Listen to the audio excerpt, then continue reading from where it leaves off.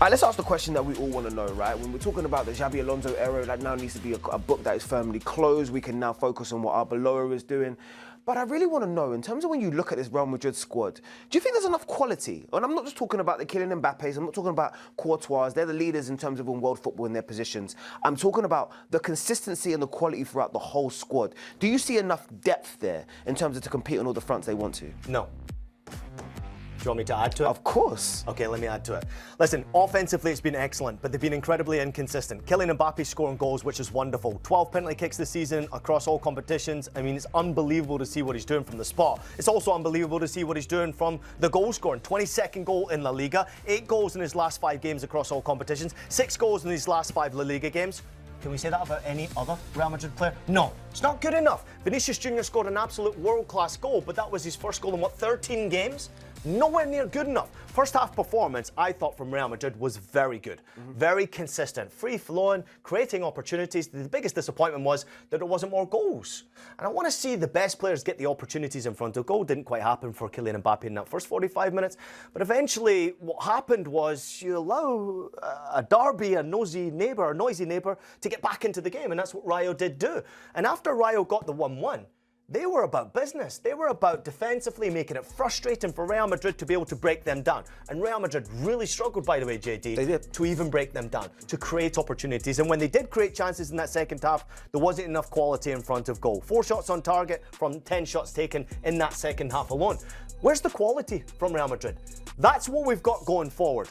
The biggest problem I've got with Real Madrid is defensively. Now, there's a statistic that was brought to my attention by myself, because I dug it out and I also heard it from my good friends Opta.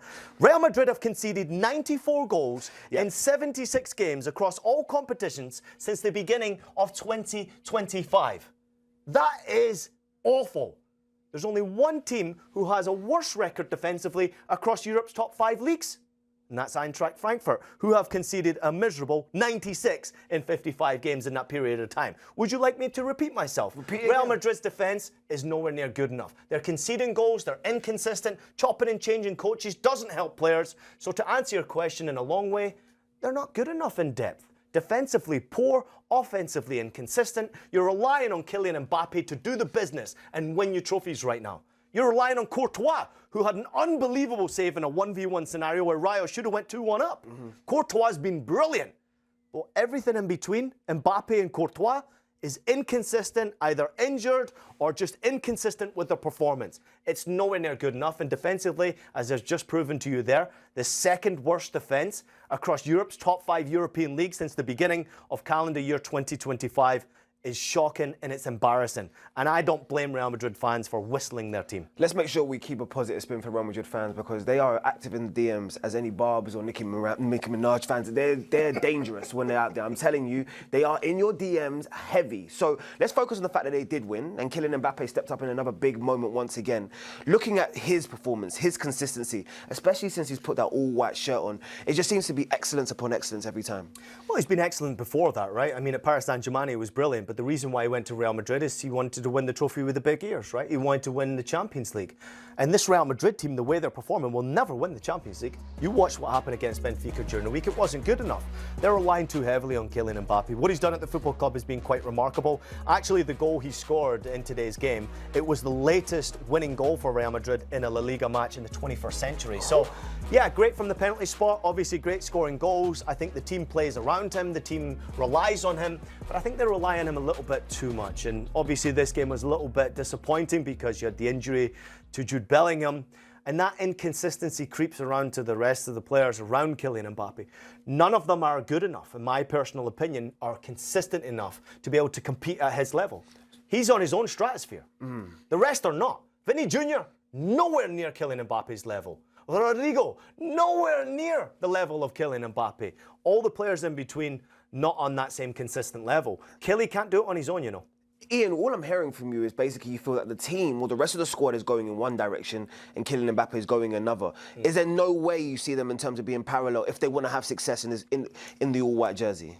I mean, the only way it comes together is if the team comes together, right? If the group comes together under Arbeloa, you've made the decision to come away from Jaydee Alonso, who I think is an excellent coach, a very, very good coach. He wants to coach this team, but unfortunately, this is a team full of individuals. This is a team, unfortunately, full of arrogance and personalities who think they're better in many ways than a coach.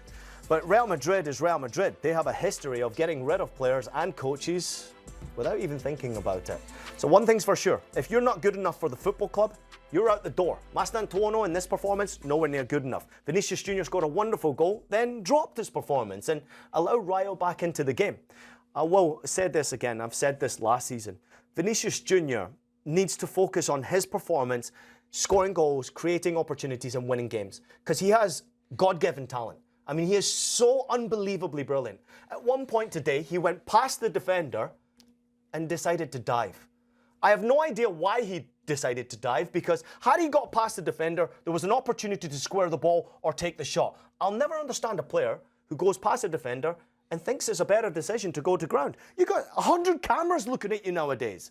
Decision making by players leads to inconsistency. Vinicius Jr I will always pick on because I know the talent he's got. He's a world-class talent. But his world-class inconsistency just creeps in every now and again. How do they handle the Jude Bellingham absence now? We've still got a diagnostic in terms of with his hamstring. We don't know whether or not it's going to be a grade 1, grade 2 or grade 3. But just looking at his physique, looking at the game and also how much his athleticism is predicated on his game, how much of a gap is that going to be in terms of what Real Madrid need? You know who's going to benefit from this injury more than anyone? England.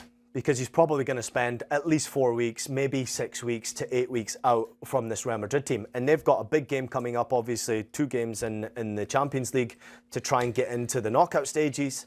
I mean, this is an interesting time. They're battling at the top of the table in La Liga. Jude Bellingham's injury is a big disappointment. But he's also one who's been inconsistent, right? He's not been great Jude this season. He wasn't the Jude of last season or the season before. He's not been that player. But I do think that sometimes there's maybe a blessing in disguise for players. And an injury can be a blessing in disguise to someone like Jude Bellingham, who plays way too many games for club and country. So do Real Madrid win a trophy this year? Do they win because they're still challenging on all fronts? They still want to be in terms of at the forefront of everyone's mind when you're talking about all of those competitions. Do they complete any of the jobs? No chance in La Liga, no chance in Champions League. They're done. No chance. They're like done. I said, we're separationists. This is my boy, Adios. this is my brother, but at the same time, our DMs are very separate. Real Madrid fans, make sure you hold your own fire for Ian. Look at the smile on his face. Oh my gosh. And at this point, we'll probably have to look elsewhere because look at the notable fixtures in terms of the results from this week. Osasuna had a great result against a Villarreal team that is flying. Elche we spoke about already against Barcelona. We saw how Lamine Yamal entertained us all. Real Madrid responded against Rayo and did what they needed to do. Levante and Atletico Madrid played out a boring 0-0. And I say boring because I mean it. The derby, in terms of the Basque region, was a 1-1 and all points shared. And Real Betis, love it down there in Sevilla. Honestly, you would think my heart was down there. How special it is. And they managed to get some points.